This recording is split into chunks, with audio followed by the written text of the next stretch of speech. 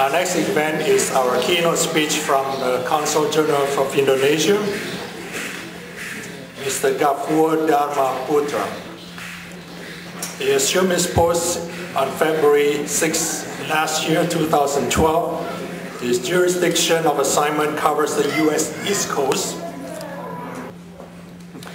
As Consul General, he is tasked with promoting friendship, mutual understanding, and cooperation between the United States and Indonesia, especially in the fields of economic, trade, investment, tourism, and social culture. That's why, today you have a lot of information about the country. We have the map here, some product, some tourism. It's a beautiful, beautiful country, really. He joined the Ministry of Foreign Affairs in 1987 and has been assigned to various posts in the capital and abroad. Prior to his assignment in New York, he held a position as the Director of Economic Development and Environmental Affairs. He's kind of expert in this environmental issue. I'm glad he's here today. Mr. Gafur is an economist by education, granted a scholarship from the Australian government. He earned a Master of Commerce with honor degree in economic development from Wollongong University in 1992. He possesses a diploma in World Trade Organizations, the trade policy, from the WTO Secretariat in Geneva in 1997. He was born in Bandung in West Java, Indonesia on February 16, 1964, and married to his lovely wife Enda. Has two young children, Zaki and Nabila. Both were born in the U.S. and Maryland. Let's give a big hand to Consul General Gafur. Ladies and gentlemen, I bring along the gong. This is from Bali. So this is part of the event celebration of the Earth Day 2013. Ladies and gentlemen, I would like to thank the organizing committee for inviting Indonesia to be here. Let me also, Pak Bandana, to start with a question. Who have been to Indonesia? Wow. 1, 2, 3, 4. Can you please stand up? Wow. Wow. Indonesia, stand up. No. Great. My colleague here would like to give especially to American, to Indonesian, some goodie bags. A lady here and a gentleman there. This is a little from Indonesia. Please. Ibu ini dan bapak yang di belakang. Silakan. Can you raise your hand?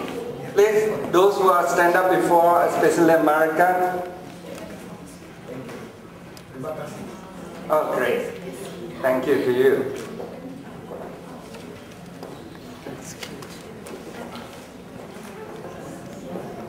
It's a goodie bag with a love from Indonesia.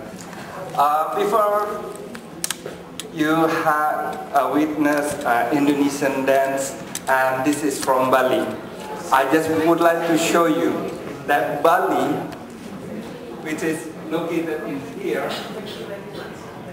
and this is also from Bali, is an island out of 17,528 that comprise Indonesia. From the east, from the west to the east. Yes, we have a lot of islands, and this map is in the batik design. A design that is also create my dress as well as my wife's dress, please. Bujan's dress, and also my colleague in the back, Bu Rosana and Bu Rati.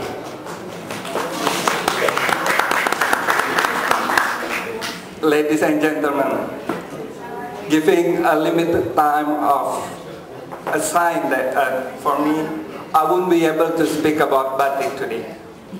neither do I have the time to speak about the dance presented by Ibu Chandra. But I would like to show you, as it was, Indonesia is the biggest archipelago in the world. Thank you. And as a country consists of a lot of islands, Indonesia is rampant to climate change.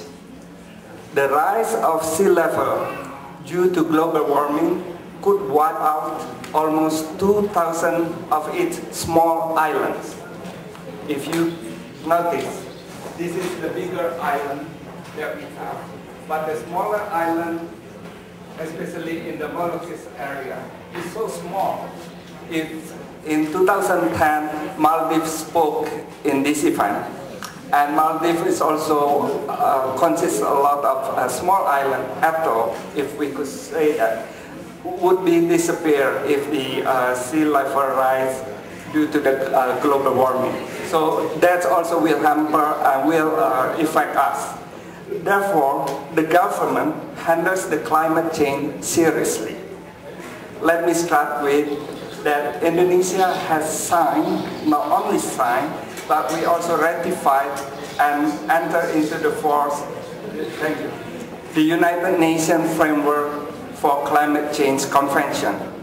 This is the most important legislation about climate change.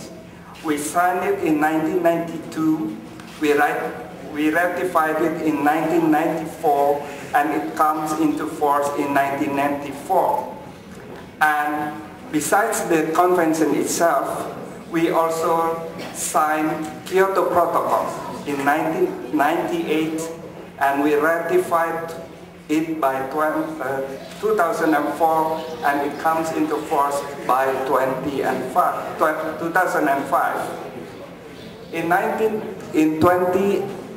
In 2007, Indonesia launched the National Action Plan in addressing climate change when it hosted the 13th Conference of the Parties to the Convention of the UNFCCC in Bali. In 2008, Indonesia has established the National Council on Climate Change. This is to coordinate 17 ministries on the issues. The council, chaired by the president himself, and coordinates the national policies and action on adaptation and mitigation to the climate change. This is to show that climate change is not only the responsibility and matter to the Minister and Ministry of Environment. In 2009, Indonesia made a pledge to voluntarily reduce emission by 26% and up to 41% with international support by 2020 in relation to the business as usual scenario. The pledge was announced here in Pittsburgh during the 2009 G20 summit. This is to show that a developing country like Indonesia is not obliged to do so under the convention. It is a voluntary basis, but we lead by example. So we would like everybody, every country to do the same. Especially this is under the convention, it should be the tax and the obligation of the developed countries like US, Canada, and so forth. In 2011, Indonesia introduced the National Action Plan to reduce greenhouse gases emission. The plan has 70 programs to be implemented by the central and local governments, private sectors, and civil society within 5 key sectors, namely forestry and peatland, secondly agriculture, thirdly energy and transportation, the fourth industry, and the fifth waste management. Ladies and gentlemen, I just mentioned chronologically 5 big events that we try to cope with the climate change. But we had a lot of action, and it is from planting 1 billion trees, introducing to a moratorium on forest clearance, to implementing the reduction emission from forest degradation and land dehydration, known as REDD or REDD plus demonstration activities. It's not only from the national action, but also bilateral and regional collaborations on protecting the forest, namely Heart of Borneo. This is the island of Borneo. We share this island among 3 countries. Indonesia in the southern part, we call it Kalimantan. In the northern part is Malaysia. And there's another tiny country, is Brunei Darussalam. We cooperate 3 countries under the name of Heart of Borneo. We have a plenty tropical forest, and the most important thing about this forest is where orangutan lives. This is a kind of a next generation to human being, if you would like to say it that way. So this is the most important animal and still live in the island of Borneo. Not only among the 3 countries that we cooperate, but we also have another initiative, what we call it as Coral Triangle Initiative. And this is in this area, it's among Philippines in the northern part, Indonesia of course in the center, Malaysia, and also East Timor. And here they are the island of Solomon Islands. So joined together, this initiative is to preserve the fish that normally breathe in the area. Once they are bigger, they go around the world and to Japan, even to the US. And in this area, there are many fishes, especially tuna and the rest of fish that known and eaten by human beings. So through this initiative, we are not only doing it in our capacity, but we also try to build it through cooperation among countries in the region. And it is worth also to mention that many programs are financed by development partners, among others by Norway, Australia in the southern part, and of course the US, through the USAID. Since 2010, Indonesia has the Indonesia Climate Change Trust Fund. This is an organization that tries to scale up financing by seeking to develop innovative links between international finance with domestic investment. So we are open for aid and also loan and any other schemes to protect the climate change in Indonesia and the region. Ladies and gentlemen, furthermore, as a country that heavily needs to develop many sectors, the government has decided that its development strategy should be balanced. It's among the 3 pillars, namely economic, social, and environment. There are the famous 3 pillars of sustainable development.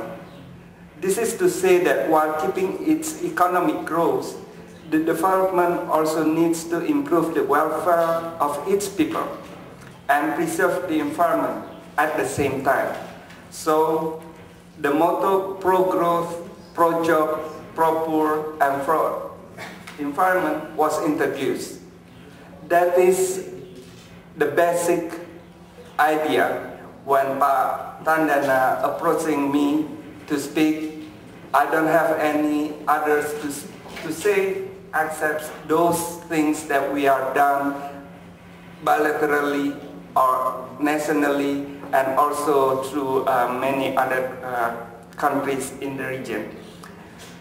And that's I'm going to present.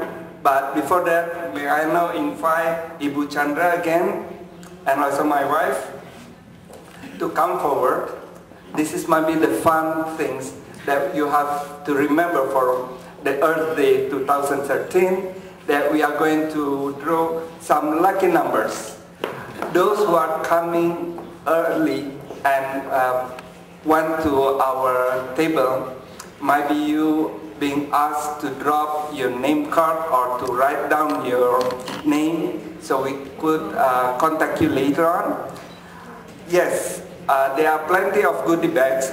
It won't be distributed now, but we are going to draw it like first. How many would like to have the goodie bags? Well, allowed. we take 5 first.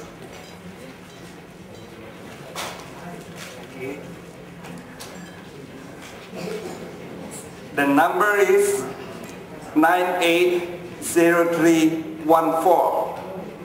Okay, you can claim the goodie bags right away to the ladies, sir. And you too. Wow, great. The lucky couples. The next number is 980301. The next number is 980302. Okay, great. Yes, ladies and gentlemen, thank you very much for being here. And later on, as also Pak Tandana said earlier, we have 2 Indonesian signature to taste: nasi goreng, fried rice, and sate ayam Madura chicken satays. This is also again for the promotion of Indonesian food in here in New York. Thank you very much for your attention.